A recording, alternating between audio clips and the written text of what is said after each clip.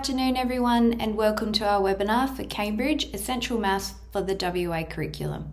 My name is Nicole Donnelly, and I am the Education Sales Consultant for Cambridge, located in Perth. Before we get started, in the spirit of reconciliation, Cambridge University Press and Assessment acknowledges the traditional custodians of country throughout Australia and their connections to land, sea, and community. We pay our respects to their elders, past and present, and extend that respect to all Aboriginal and Torres Strait Islander people here today. I'd like to welcome David Greenwood from our author team and our lead maths publisher, Scott Halligan. David Greenwood is the lead author for the Cambridge Essential series and has authored more than 80 titles for the Australian curriculum, as well as the independent states and territories. He specialises in analysing curriculum and the sequencing of course and content for school mathematics courses. At the end of today's webinar, I will give you a quick overview of what is included with our digital resources. Please submit your questions throughout the webinar, as we will have some dedicated time to answer these at the end. If we do run out of time, we will have these questions answered and responses sent out. It is now time to start the webinar. Hello everyone, thank you for being here. Good to be here with Scott and Nicole, and we're looking forward to presenting many of the ideas associated with the Western Australian curriculum, the new curriculum that is going to be implemented in 2026. And I know how busy you all are this time of year. If it's anything like my school at the moment, you're probably finishing off a semester, doing semester exams, so it's great you're here for the next hour to learn a little bit about the curriculum and to hear about some of the new Cambridge resources. I would like to focus on a number of things. Scott will join me in doing that, particularly with the diagnostic tool towards the end, but I'd like to cover the key structural changes for the Western Australian curriculum, some key content. The optional content at Year 9 and 10 will focus in on the modelling and the digital technologies strands and, of course, some of the Cambridge resources. Okay, so let's get started. Now, obviously, over the last 5 or so years, there's been plenty of planning going on for the new Western Australian curriculum, with consultation in 2024 for you to see what was going on with the drafts. This year, we have a look at the final curriculum and then implementation in 2026.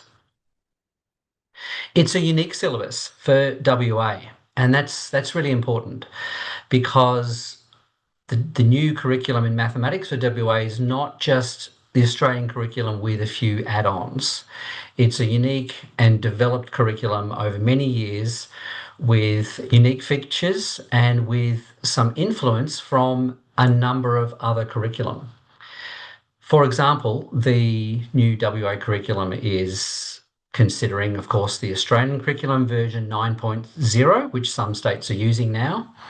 And there are key influences from the New South Wales curriculum with examples showing for each content descriptor. The strands and substrands from the old curriculum are retained. So that's number and algebra and measurement, geometry, probability and statistics as 3 main strands, and the substrands have been updated and also retained. The proficiencies, understanding, fluency, problem solving and reasoning are also retained in the new curriculum. You can see here, and this is taken from the WA 7 to 10 mathematics scope and sequence document that you'll be able to find online. You can see here is an overview with the 3 main strands and all the key substrands. Out of interest, you'll notice that if you're comparing with the new Australian curriculum, that they have done something a little bit different, where they've split those 3 major strands into 6 and don't have the substrands. But for WA, we have all these substrands retained, which is what we're used to. You'll notice the modelling strands in each of the 3, or modelling substrands, I should say, in each of the 3 major strands, and also the financial maths substrands through there as well. Here's an example of how the scope and sequence looks. This one comes from the algebraic techniques substrand, where the patterns in algebra and linear and non-linear relationships has been renamed in the WA curriculum as algebraic techniques, linear and non-linear equations and inequalities, and linear and non-linear patterns and relationships. So this is where the algebraic techniques strand is coming from. So this is just a snip from the top of one page, and you can see how the content descriptors are there at the top, but underneath you can now see the examples of what that means. And they're really quite useful when you're planning your courses and selecting resources, because you can now understand clearly what that content descriptor is getting at. You can also see the horizontal alignment of that type of descriptor in algebraic techniques right across from 7 to 10. And that's really important to illustrate the development of that idea. Another example here shown is the one for financial literacy. This has been developed right across from year 7 to 10, where we have transactional statements and financial records in year 7, forms and payments and fees and so on in year 8, income, superannuation and tax in year 9, and tax tables and compound interest, for example, in year 10. And you can see that's being developed right across the Western Australian curriculum. There are separate substrands, as I mentioned before, for modelling. One for each major strand, so that's 3 per year level. And look, the motivations for this are probably clear, and that became clear through some of the documentation that was coming out from SCASA. We have a clear and now a consistent modelling process at multiple levels of the curriculum. And this has been presented from SCASA through schools, through various documents. But another document you may wish to look at is called the Summary of Changes to the Western Australian Curriculum. And that talks a little bit about how the modelling has been introduced right across the curriculum. It also shows that words like analyze, represent, solve, determine, interpret, communicate, all those things are now present right across the content descriptors inside the scope and sequence document. There are obviously strong links to real life and theoretical investigations, statistical investigations, and modelling, of course, all the way through. Here's an example. In a substrand called Modelling with Number and Algebra, you can see a descriptor of real-world situations where those words that I mentioned before are coming through. I can see there: analyze, represent, interpret, communicate. And underneath this, if you scroll down further in the document, you'll see all the examples as well. You can see the horizontal development, the keywords, and the examples. One of the big features of the WA curriculum is the introduction of optional content in year 9 and 10. And I think this will be very popular because it allows us as teachers to think a little bit about what might be important for extensions, not just at year 10, but also at year 9, to support those pathways through to year 11 and 12. So year 9 and year 10 has optional content. And of course, at year 10, this replaces the 10A content. This offers a smoother transition from year 8 to year 10. And much of the old 10A and some of the more advanced year 9 content is now rebadged as optional. Some of the old 10A has been removed altogether, which is interesting. So the log laws, the factor remainder theorem for polynomials, for example, has been removed altogether. So not all of the 10A material is moved across to optional, but a lot of it has. Here are some snips of some optional content. A couple from year 9 and a few from year 10. And I'll talk more about these later. By the way, there are a total of 36, I counted, optional content descriptors across year 9 and 10. Some content as well is shifted from one year to the next. So a key focus in the curriculum, I think, is to develop ideas across the curriculum. There's a few examples listed there, but time is a good example because it used to be in the Australian curriculum at year 8, but sensibly, it kind of makes sense to introduce time zones, or the Australian time zones at least at year 7, and then build on that at year 8. And that's exactly what's happened in the WA curriculum. So that's a great example of what the development is like with ideas and concepts across the curriculum. You can see a few other examples there as well, like angle sum of a quadrilateral has moved. Pythagoras is now core in year 8, and so simple quadratics is introduced as well. Let's now drill down into some of the new content at the different year levels. So I've mentioned the financial mathematics substrand, which is introduced at all year levels. And so we have transactional statements and financial records at year 7. Venn diagrams has been introduced, which wasn't there in the Australian curriculum. I've mentioned the time zones, and I think there's a stronger emphasis in the new curriculum on proportion and linking fractions, decimals, and percentages, and working with ratios. In year 8, 3D solids is stronger. The financial maths, payments, fees, and interest, for example. I've mentioned that Pythagoras is now core with simple quadratic equations, like solving just x squared equals 10 or 9, depending on whether or not you want to round. Two-step experiments is introduced at year 8, and a little bit more on gradient and straight lines. In year 9, financial maths includes the income and taxation content descriptor. We have a couple of optional content descriptors with the units, introducing the unit circle and bearings, and more on errors and accuracy and sampling and types of data. Some of this is new from the Australian curriculum, and some is new from the new Western Australian curriculum.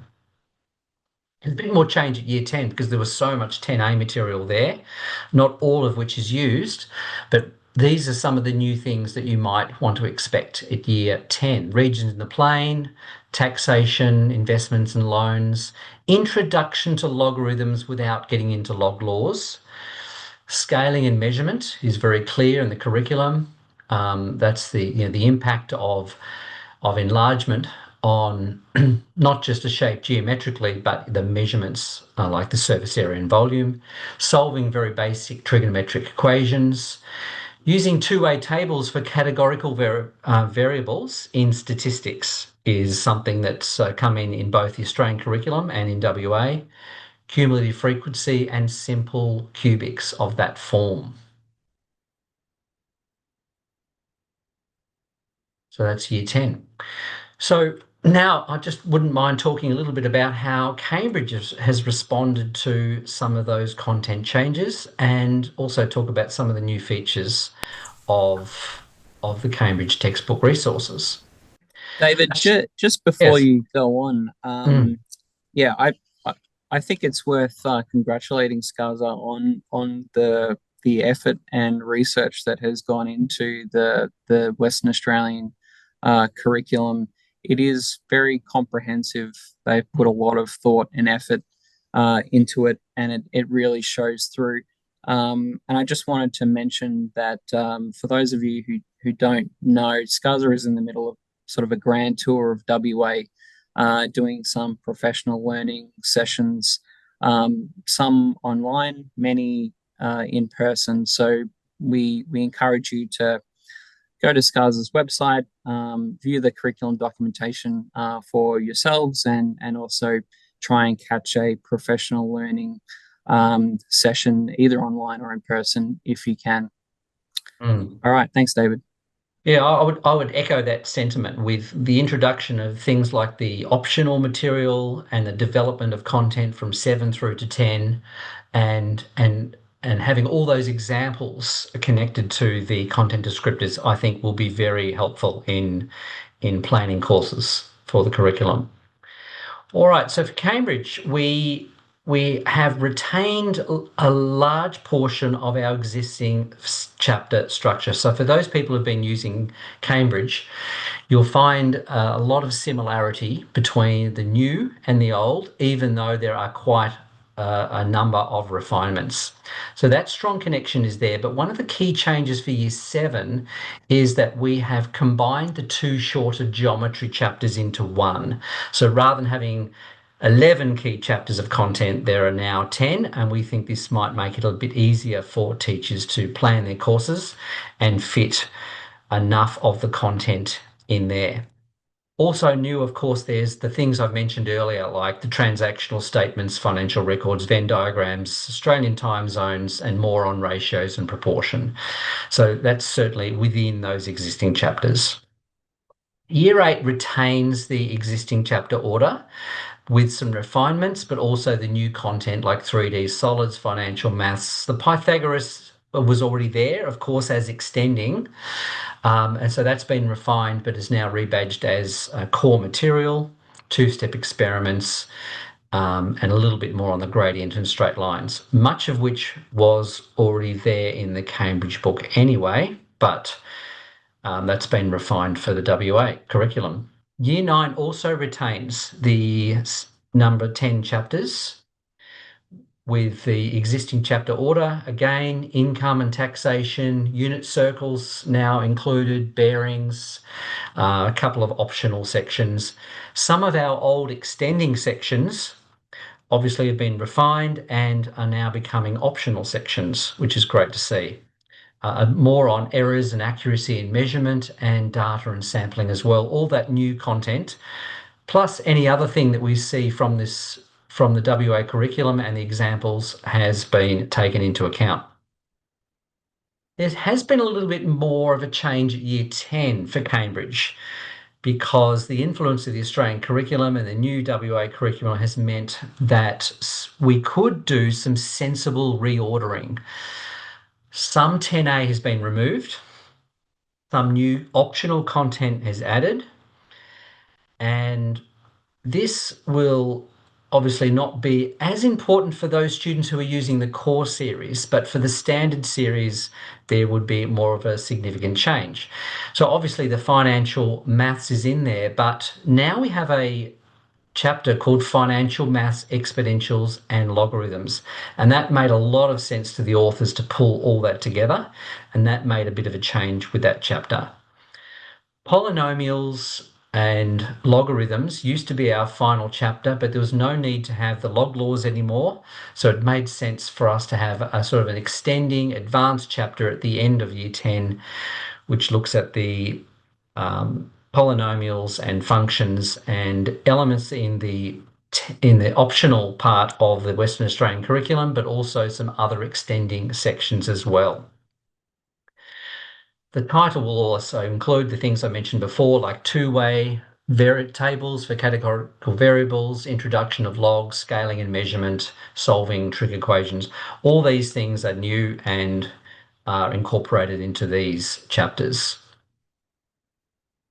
Just to give you an idea of how our system works in terms of differentiating for different abilities and offering revision opportunities at each year level for weaker students, even if they're using the standard series, and to make sure we have all the extending and optional material there, we still retain this classification system. And you can see here we have some sections here classified as consolidating because it's covering key content from the year before. The bottom example is Year 10 and the top one's Year 8. But you can see here we have now the sections which correspond to optional content have that labelling for Years 9 and 10. In Years 7 and 8, the optional content is not there, but Cambridge retains its extending sections which lead nicely to that optional material.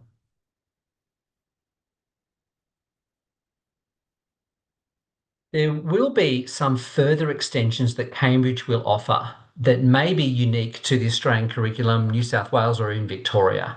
So for example, the Australian curriculum does have area of a triangular prism at Year 7 and We have decided in some cases that some teachers may wish to have that at year 7, definitely at year 8, but it would be, say, an extending section offered at year 7. Simultaneous equations at year 9, 3D coordinate systems at year 8, as per the Australian curriculum, a little bit more on polynomials at year 10. So some of these sections will be in the text and labelled as extending rather than optional. And there will also be some digital chapters available. Things like networks or counting techniques, some rates of change, or the laws of logarithms that some people may indeed be used to and would like to teach at school or in an elective or something like that. They will still be available as digital offerings.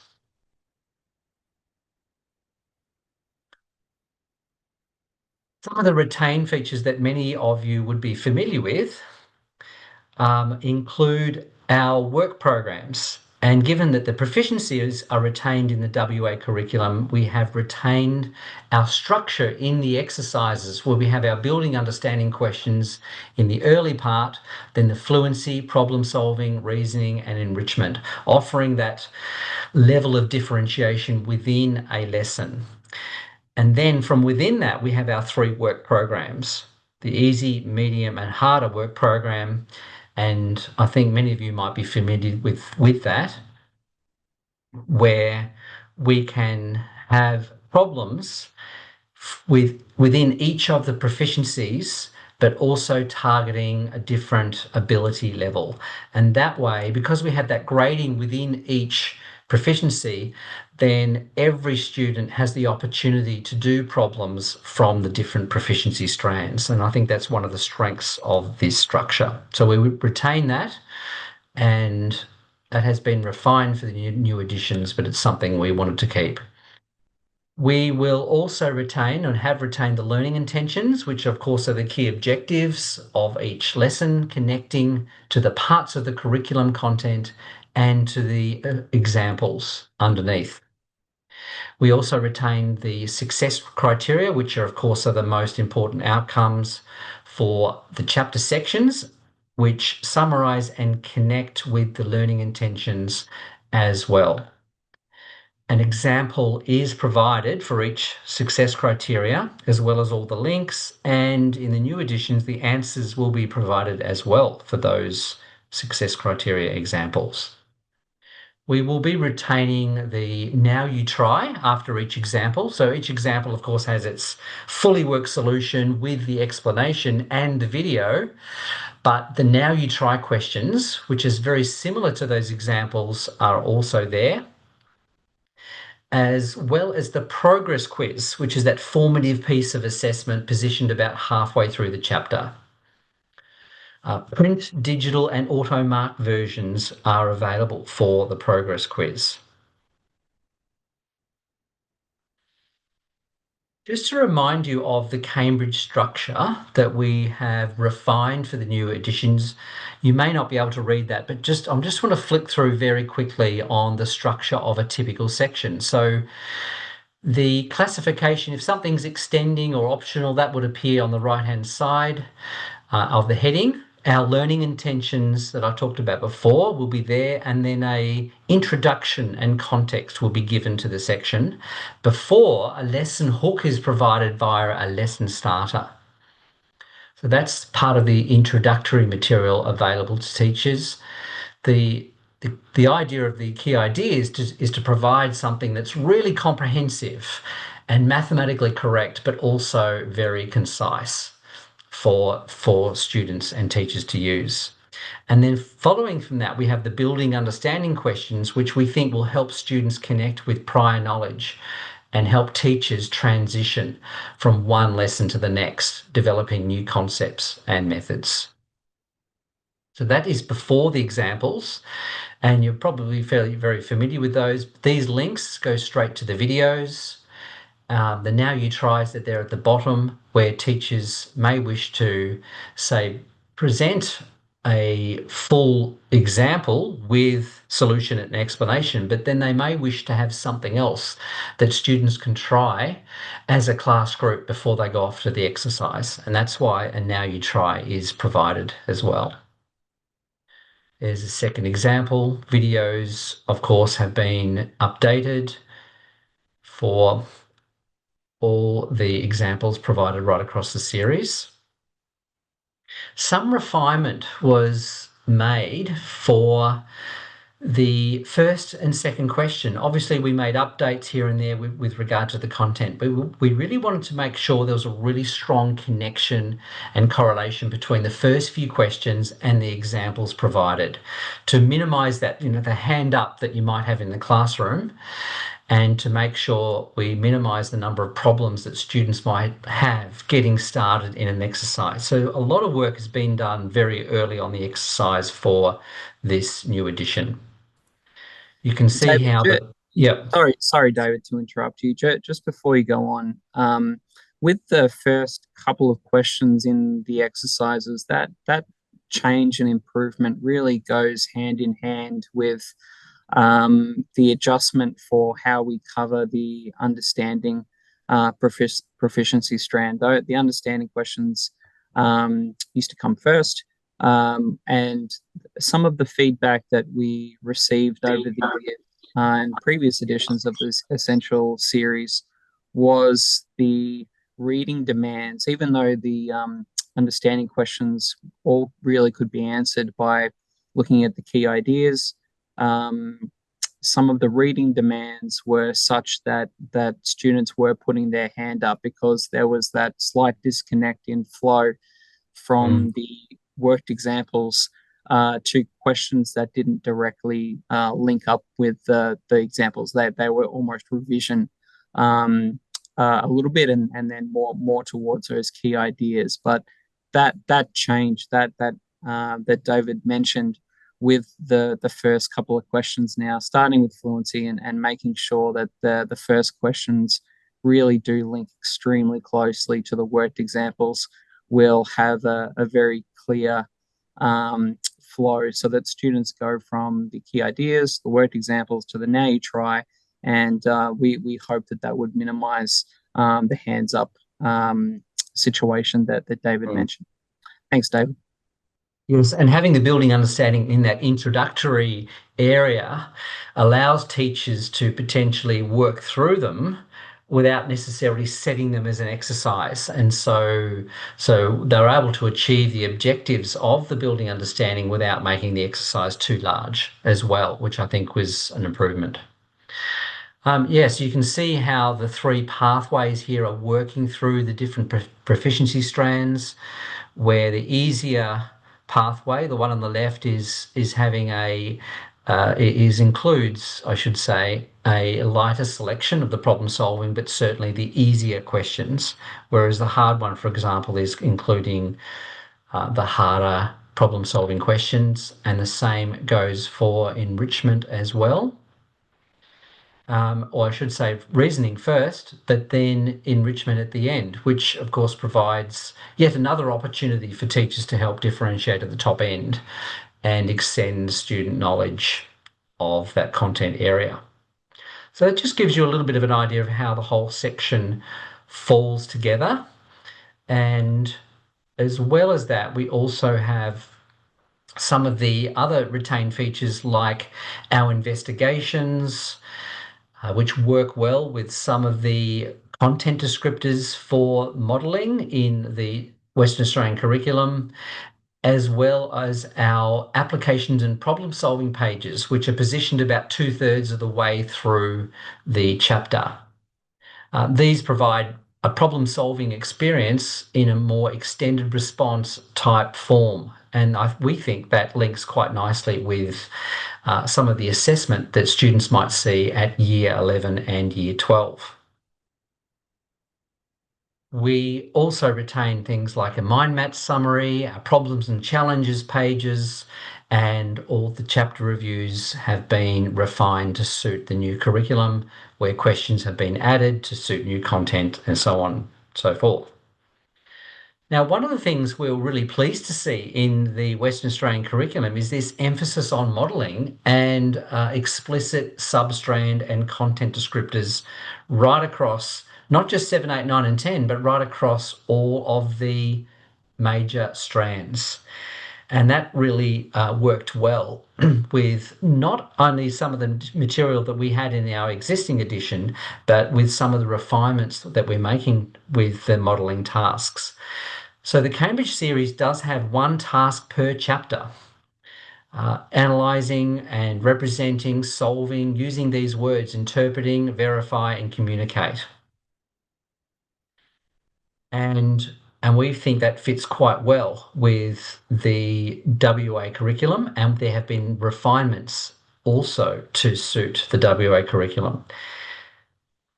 It will also actually develop their capacity to apply mathematical and statistical thinking processes in the senior secondary courses.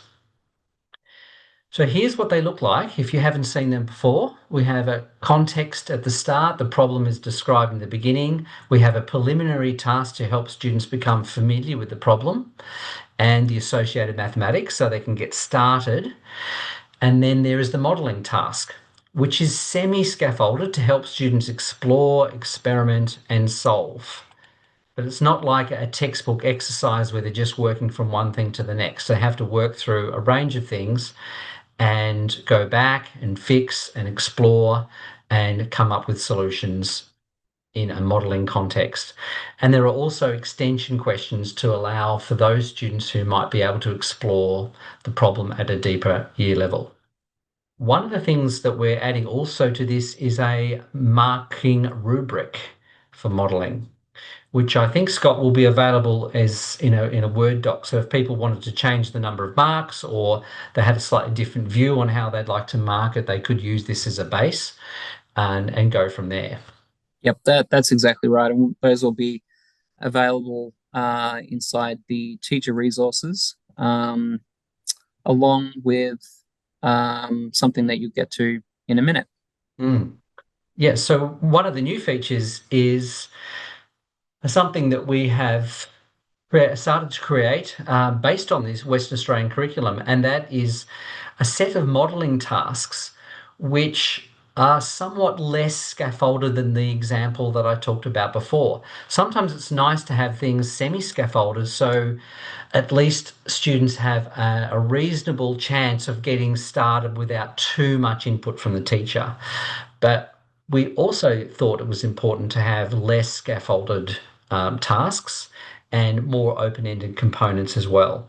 So overall, there'll be tasks as well with rubrics available from the teacher digital resources with an overall less structured approach, if you like. So allowing for more freedom in the modelling process. That's right.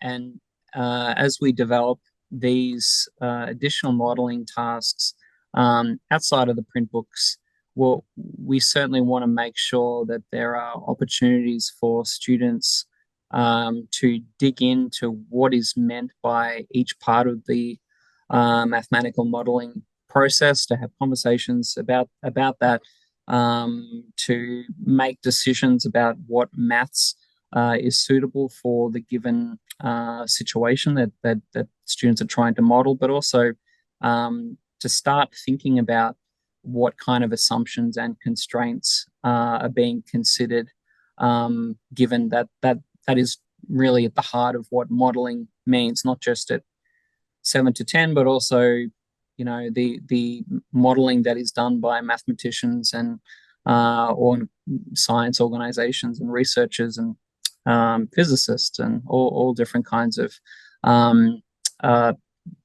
mathematical scientists around the world. So we're excited about these, and we'll have more to say about that later on, I think, as we develop them.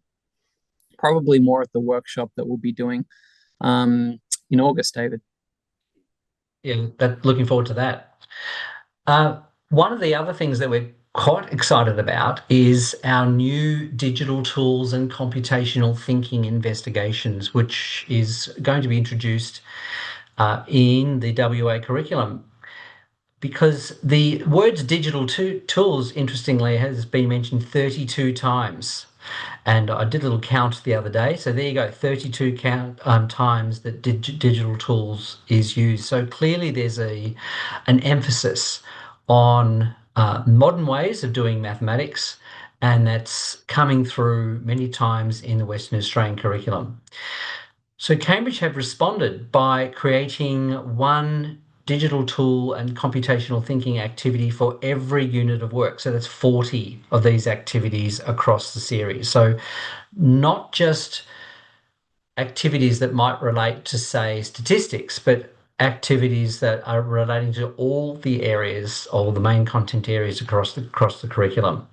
So this will connect well to current technologies, modern applications of mathematics, computational and algorithmic thinking, and of course, information technology.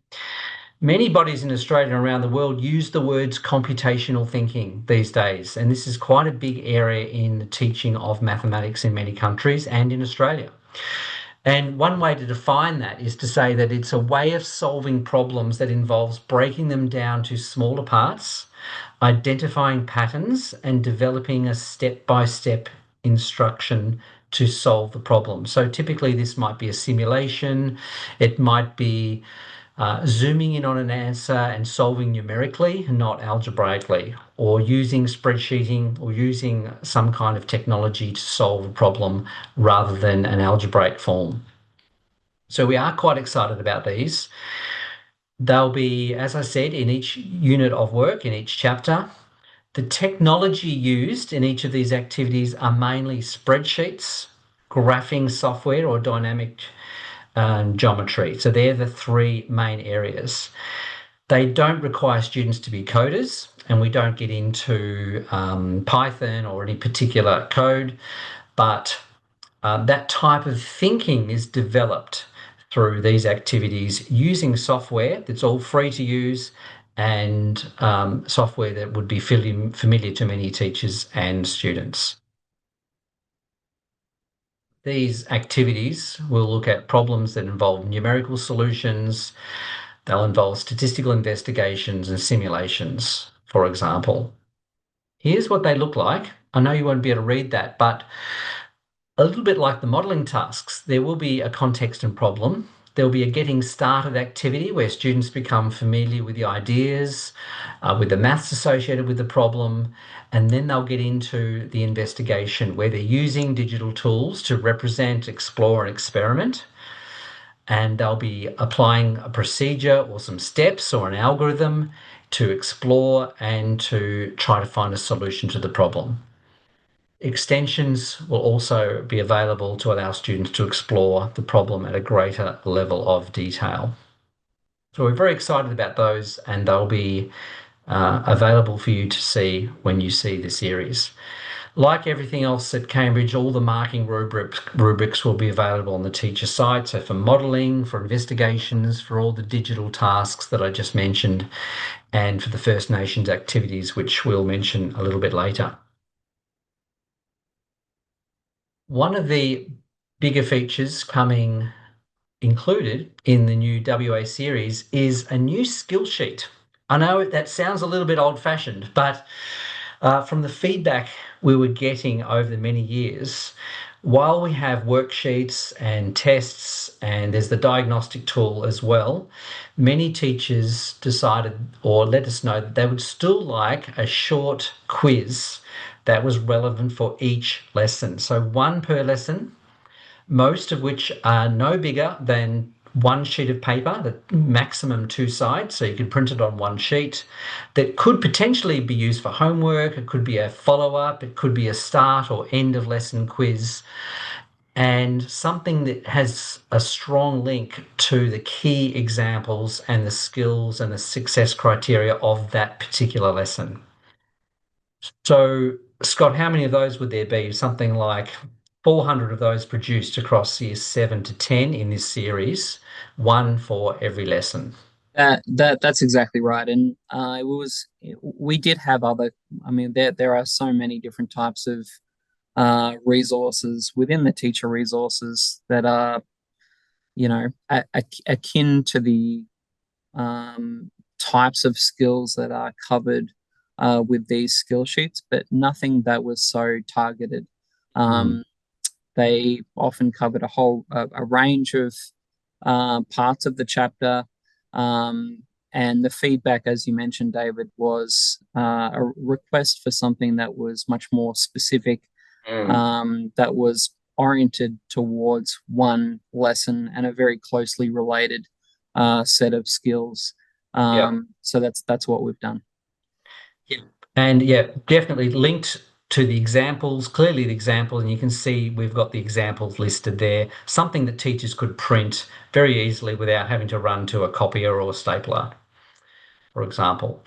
Another new feature, which is brand new to all of us, is the PowerPoint slides. So that is where we have every element of all the introductory material for every lesson is presented or can be presented now in an interactive way via a PowerPoint presentation. So teachers will have control on when the learning intentions come up, when the lesson starter might appear. Things like the key ideas are on different slides. The examples we are different slides. And importantly, I think this is one of the important ones, is the now you try is there as well. And so teachers will be able to put a now you try up and without the solution there, and be able to allow students to have a go at that. They'll also have control on the pace at which the solution might appear on the examples. So that's very exciting. Teachers with projectors or interactive whiteboards in their rooms would be able to use this type of resource. And just to add to that, David, many schools were creating something like this by themselves and putting a lot of hours into putting these together by taking screenshots out of the PDFs and so on to just suit this kind of model of teaching or the technology. So we have tried to save some time by doing a lot of that work ourselves, and that they can be edited, etc., and adapted as a classroom needs. Right, that's great.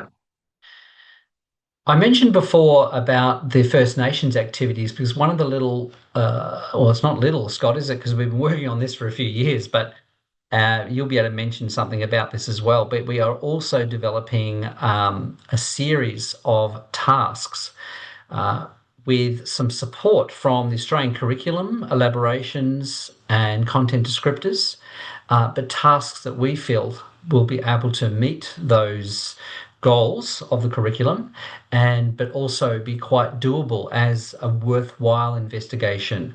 And I think we're aiming, Scott, is that right, for about 3 investigations per year level? That's right. Yeah, this has been a really an amazing project to work on with Professor Chris Matthews. So I'm sure many of you will recognize his name and may have seen him in his own presentations that he's done with ATSMA at MAWA conferences and other conferences around the country for quite a few years now. He's famous for the Gumpi model and a whole bunch of other things.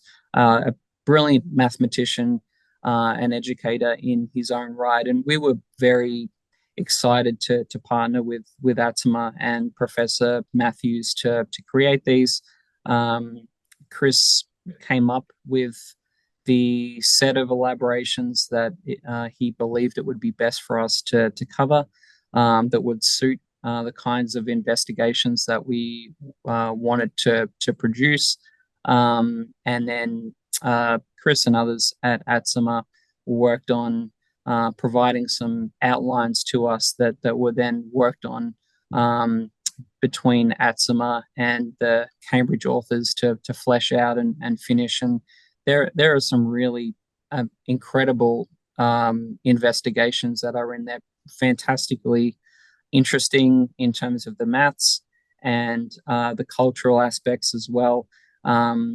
They service the sort of central cross-curriculum priority that was developed buy a car up, that Chris and others at ATSMA had a really fundamental involvement in.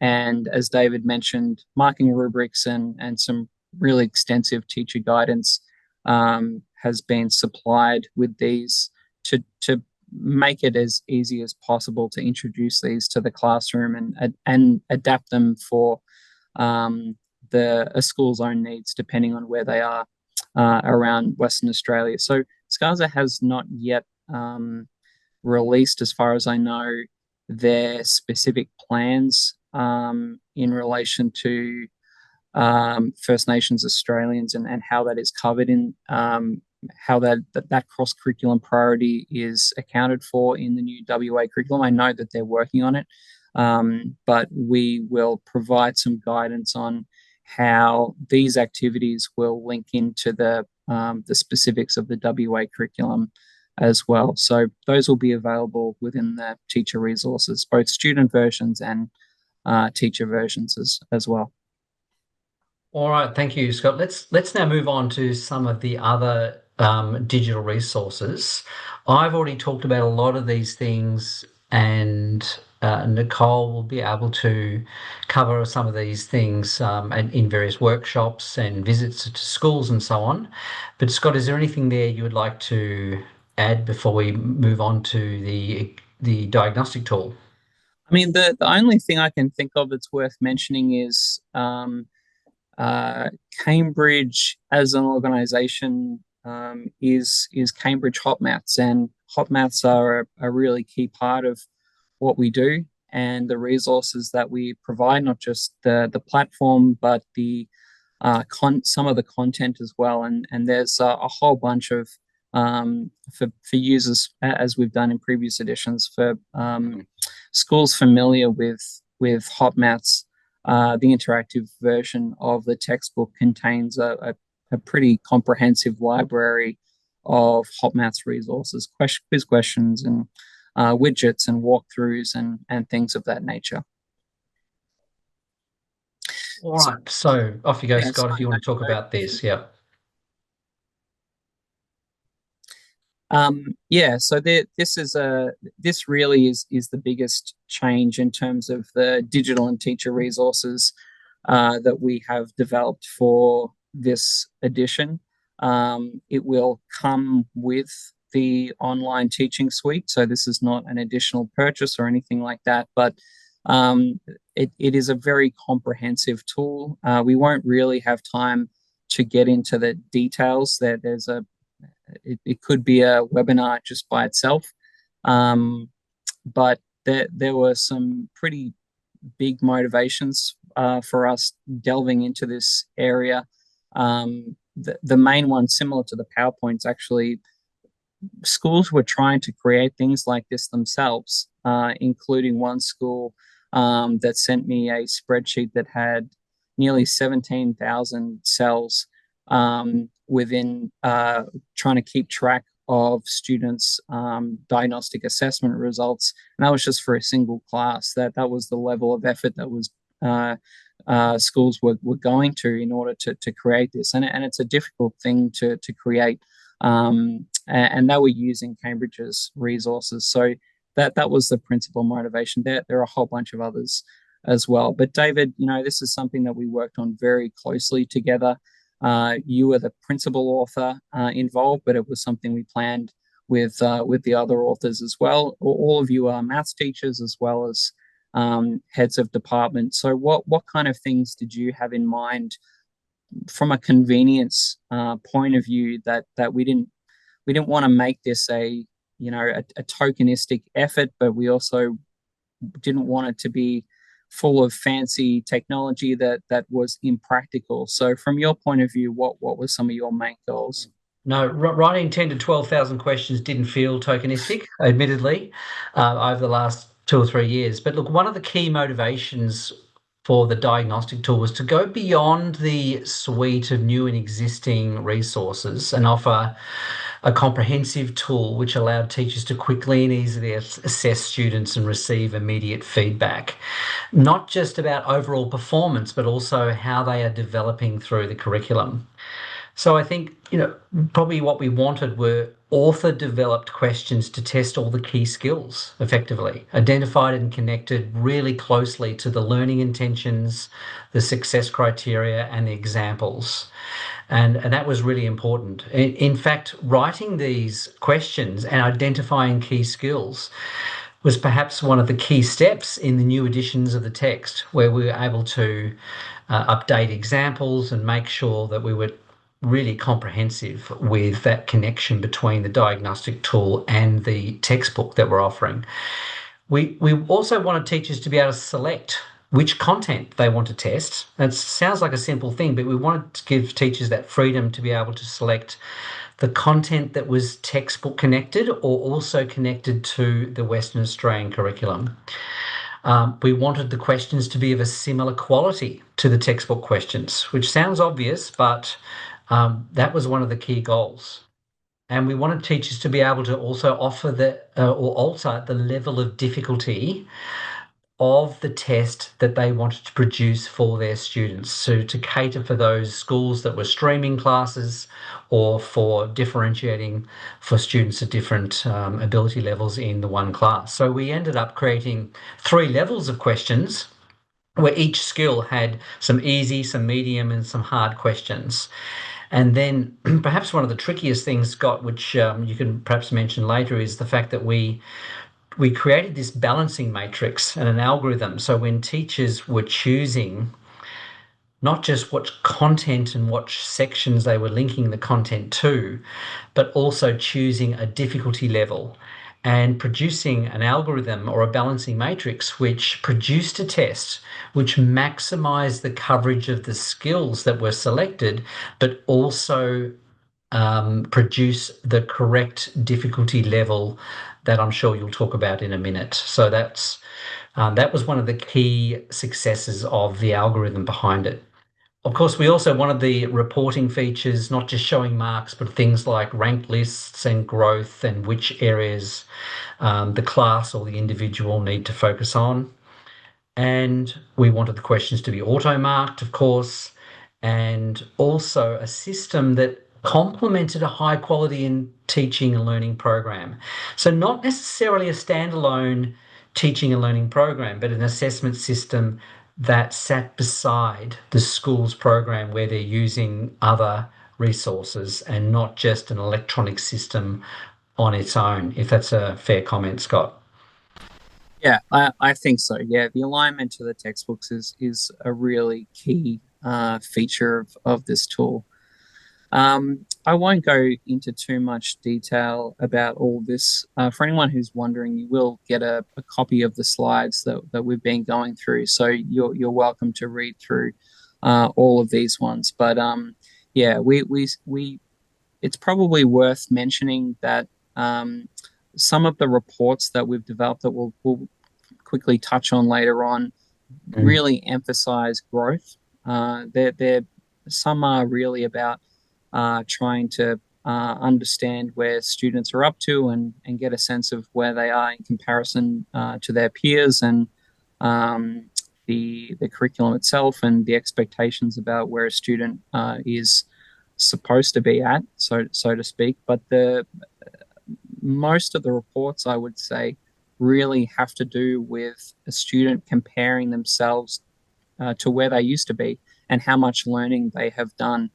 So comparing with themselves rather than with their peers, no matter what their ability and love of maths. I mean, they may hate maths or have some kind of anxiety, but we want to encourage conversations with students about that they can in fact do maths and improve. And there are a lot of tools within that in this tool that will show them that they can do those things. So yeah, I mean, we won't go into too much detail, David, but I guess in terms of the mathematical skills, that this is one of the ways in which the content and the reporting and the metadata and everything about how the tool works lines up with the pedagogy of the textbooks themselves and hence the curriculum. So what is a mathematical skill? And maybe you could talk briefly, David, about the similarity of the mathematical skills to the worked examples in our textbooks. Yes, it's probably fair to say that a worked example covers one or two key mathematical skills, like finding the circumference of a circle or something like that. So the examples in the textbook really expose the key mathematical skills. And I think from memory we were coming up with around about 200 to 300 mathematical skills per year level, just to give you an idea of how much detail we were going to try to connect to those learning intentions and the examples and the success criteria in there. But Scott, if I could talk to this one about the difficulty levels, we achieved that by writing two easy, two medium, and one more challenging question for each mathematical skill, and then we doubled all that, so we had two banks of questions. And this means that when teachers go back and reset diagnostic tests, they can do pre-tests or mid-topic tests and post-tests and have that ability to work from different banks so they weren't seeing the same questions. Yeah, Then, sorry, David, go on. I was just saying, and then with the option to create the different difficulty tests, we created four levels, if you like, with the easiest one being mostly easy and some medium. There's all medium option. There's the balanced one with one medium, two medium, and then one either side, and they're a harder test as well. So there is control through this filter for teachers to determine the difficulty of the tests that they're producing.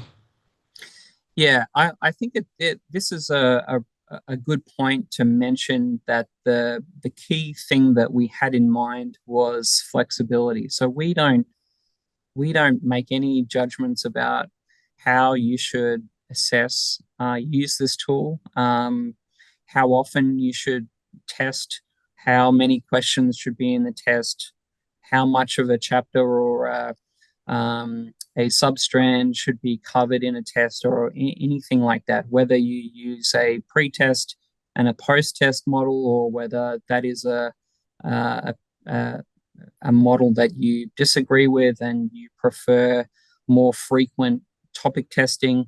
All of those things are possible and straightforward to do with this tool. And that also goes with ideas about, how consistent you want to be with setting questions of different difficulty levels.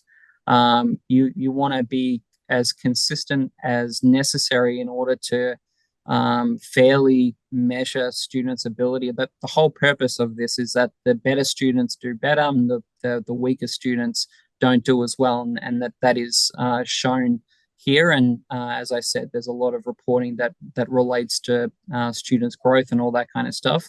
But if you find that questions are too easy or too hard or anything like that, you can make decisions about the appropriate mix of questions that you want to see in your diagnostic tests.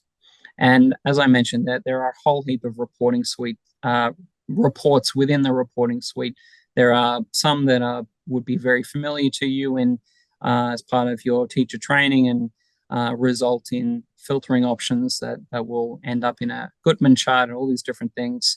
There are some that really link the content closely to the different levels of detail of either the curriculum or the textbook. You can sort of expand or delve into more or less detail depending on what you want to see, and the numbers will average out depending on that detail. These are some of the reports here that relate to the growth focus.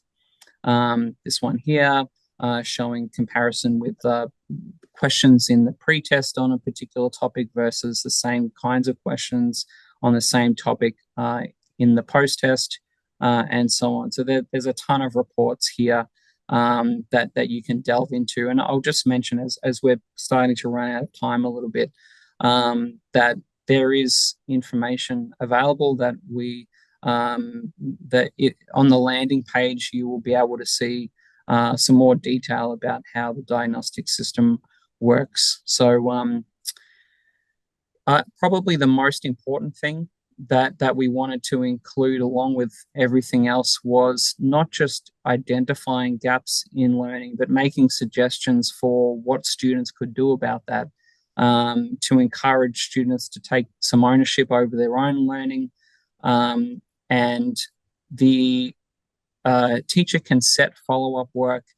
They can decide the amount of follow-up work and the nature of that follow-up work. But the fact that the questions are so closely aligned with the worked examples means that, given that the worked examples have now you try questions attached to them, that there are video demonstrations of how to do questions exactly like questions connected to that mathematical skill.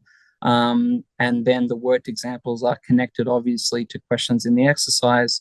There are quite a lot of suggestions for follow-up work that could be done by students in order to address the things that they haven't shown that they can do yet, in order to hopefully show improvement on that front when they're tested on the same content again, for example, in a post-test. So there is a ton of detail here that is a little bit too much for us to get into. But obviously this is a webinar, you can't click on that link yourself right now, but if you go to that website, cambridge.edu.au/diagnostic tool, or one word, you'll get a very good sense of how it all works.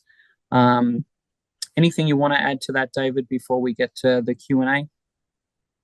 I think you covered it pretty well, but yeah, there's quite a lot of detail, and I encourage people to have a look at the reporting suite and have a go at creating tests of different difficulty, because I think it will be quite useful and it will complement the work that they're doing already. All right, so we are coming to the end of our presentation. Nicole will be coming back a little bit later on with a summary, some summary slides.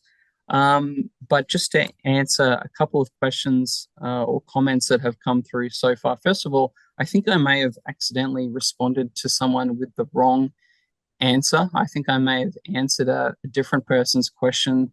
So if you were that person, I apologize, but just some initial comments on some other resources that are coming from us. There are a couple of questions about the ISOM series. We are doing a new edition of the ISOM series along with our partners at AMSI, which we're very excited about. There's also a new WA edition of the core series that's coming that David is working on along with his co-authors and our publishing team, and we are very excited about that. That will be specifically for the WA curriculum. We will have more to say about that at a later date. If you would require support until that series comes out, if you're a current core user, please get in touch with us and Nicole Donnelly specifically, and we'll be able to provide some resources to support you in the transition to teaching the Western Australian curriculum. One final thing, David, just before we get to some other questions, is Lisa Griffin from SCASA has been watching the presentation tonight and just had a correction that she wanted to mention. So just a quick note, angle sum of a quadrilateral, we mentioned that it has moved from year 8 to year 9, but it's actually moved from year 7 to year 8. So that's something that to note. That was a mistake on our part, but we can assure you that everything's correctly aligned to the WA curriculum in the textbooks themselves. That was a correction in me saying that, and I might have said something in the PowerPoint, but I believe the Cambridge resources have responded correctly. So it's just I mucked up the year levels in the webinar. Yeah. And again, thank you to Lisa, but also to Susie and others, Lathan, in the conversations that we have had with SCASA, both in person and via email. They've been extremely helpful as we have been planning this new series, and we hope to do the new curriculum justice. David, just a couple of questions, and we encourage anyone who hasn't yet who has a question but hasn't yet entered into the chat to do so. But could I ask you, what is the difference between optional content and extension content? So maybe you could touch on what that means in years 9 to 10, but also in terms of just mention again the different labels that we have throughout the series, but in particular the difference between optional content and extending content. Thank you. Yes. So as I mentioned, the consolidating content we feel is important content that teachers would want to revise before moving into the curriculum for that year level. The sections which are not badged are obviously there as core material. So those sections are covering all the core content of the Western Australian curriculum. And then obviously at 9 and 10, the optional content is there in an attempt to cover the optional content of the Western Australian curriculum at both year 9 and year 10. On top of that, though, we have the extension sections, and those sections, in our opinion, are going beyond the core and the optional content. And there is more of that, obviously, in years 7 and 8 for Western Australia, because in 9 and 10, a lot of the extending sections that people might be used to have been transferred over to optional content. So in year 7 and 8, we still have a number of extending sections which go beyond the core curriculum and lead more into the next year level's work. But at year 9 and 10, it's mainly optional content. Having said that, there are a few sections in year 9 and 10 which we retain as extending, because we believe that many teachers may wish to use that in some classes. And we also have those digital sections, digital-only sections like networks and so on, which some schools may wish to use in electives or classes or as extending material. Thanks, David. Just a few more things to mention before we get probably to the final question. In terms of the dates of availability, please get in touch with Nicole. I think that the books will be back from the printer around October, so around the start of term 4. But please get in touch with Nicole about the specifics of that. There was a question about whether we will be making the PowerPoints, similar PowerPoints, available for upcoming course series. We will indeed be doing that for the new WA course series that will be coming out next year. And just a follow-up question, David, on the other side of what you were talking about. In year 7, Cambridge doesn't have, you are not the author of a primary level series, but for classes of year 7 where there is a fairly wide variety of ability levels, including at that lower end where students may be operating at, maybe a grade 4 or 5 level where there are some gaps prior to starting year 7. How have we allowed for that in the year 7 book in particular? That's a great question, because it's always a challenge writing such a comprehensive resource and trying to provide resources at all ends. But for the standard level series, I guess we've started by making sure we have all those consolidating sections, so allowing teachers to teach whole lessons on key content that was really introduced possibly in grade 4, 5 and 6. So those consolidating sections are there, as well as very straightforward introductory fluency questions linking to the easiest examples is there as well. And then it would be good of me to mention that the core series is a popular series, and for teachers or schools that felt they had particular students or a large number of students, like a whole class or even a whole cohort, they might feel that the core series is more appropriate to those particular students. And that core series really tries to deal with all the issues that you might face with weaker students, where core content is split up into more lessons. There's less distractions from the enrichment side of things or the extension program. And of course all the sections and the language has been re-engineered to suit students of a weaker background. All right, thank you, David. Just a couple more comments, but we are getting to the end of the session just before we hear from Nicole to wrap things up. But one sort of question from Justin about do we get a list of the standard symbols from SCARS? I mean, certainly the authors have paid extremely close attention to notation, terminology, and so on. That is used in the Western Australian curriculum, so that I think we can comprehensively say yes, and SCARS have been very useful in responding to that. But also things are pretty clear in the curriculum documents themselves. And yes, for those wondering about whether they'll get a copy of the slides, that the copy of the slides as well as a recording of the presentation will be sent to anyone who registered for this webinar. But David, I think that pretty much does it. So Thank you very much, everyone, for your questions. If we didn't get to you, our apologies, but we will follow up via email. And of course, you can, if you think of something later on, feel free to send it in to us, and we will respond when we can. But that's it from David and myself. Thank you, David, for that really comprehensive overview of the WA curriculum and our new resources. And we will hand now back over to Nicole. Thank you. Big thank you to David and Scott for taking us through today's webinar. I hope you all enjoyed the presentations this afternoon.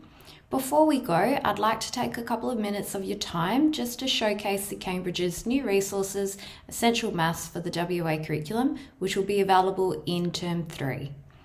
Our resources include the print textbook, the online interactive textbook, and the online teaching suite, which will be available to adopting schools. The interactive textbook is included with the print textbook or available for digital-only purchase. Students have access to a range of online tools to support their learning. There are video demonstrations for all worked examples, plus auto-mark quizzes and walkthroughs in every chapter section. Desmos graphing and calculator tools are available throughout. Students can use the workspace for entering workings for all exercise questions, as well as self-assessment tools and worked solutions. Our Scorcher competition in every chapter is a timed quiz that students love. There are also downloadable worksheets and skill sheets for offline completion. Schools adopting the Essential Maths series will receive access to the online teaching suite for all maths staff. This gives teachers access to the full student interactive textbook, as well as a host of interactive and downloadable resources and a learning management system.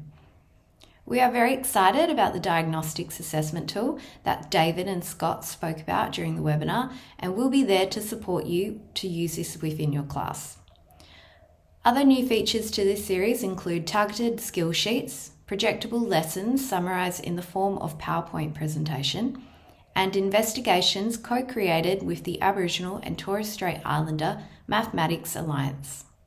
You can also take advantage of our custom test generator, a task manager, access to student workspaces, teacher notes, and planning documents. Lastly, I would like to make mention of the upcoming Cambridge Essential Maths for WA event on the 14th of August at the Crown. Further details about this workshop will be provided shortly by invitation. I'd like to finish off this evening by providing my contact details and those of Deborah Wilson. Deborah is looking after WA's regional schools, and I will be based in the metro area. We are both happy to arrange appointments to demonstrate the resources and answer any further questions you might have. Thank you once again for your time, everyone. I hope you enjoyed this afternoon's webinar, and I wish you all a lovely evening.